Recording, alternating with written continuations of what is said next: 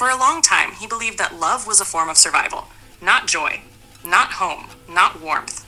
Survival, when every day is a stress test and staying on guard becomes a second skin. They lived as if there was always a front line between them, not the kind with gunfire, but the kind where every word is a trench, every glance a reconnaissance mission. She knew how to wound with precision. He knew how to endure in silence. And within that fragile balance, they existed for years, convincing themselves there was no other way. He often thought, if the pain doesn't go away, then it has become part of the agreement.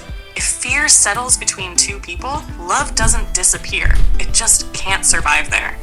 At some point, he stopped arguing. Not because he agreed, but because he was tired. Tired of explaining. Tired of defending himself. Tired of waiting for a ceasefire that was never officially declared. Tired of being a soldier in a war whose name no one remembered anymore. He realized it one evening, when the room was too quiet. Not the silence that promises closeness, but the kind that comes after scorched ground. When the fire has passed, but the ashes are still warm.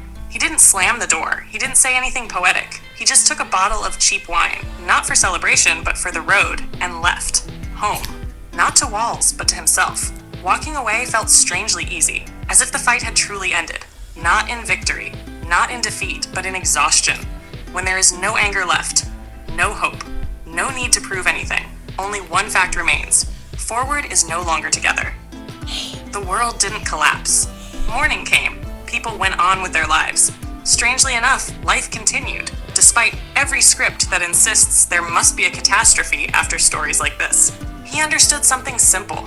Sometimes, we were lucky doesn't mean we stayed.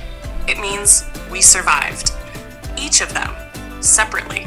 And maybe that was the only form of love they were capable of. Not destroying each other completely, and walking away while there was still someone left to live. He didn't call it a failure. He called it the end of the battle. Everything else, let everyone decide for themselves.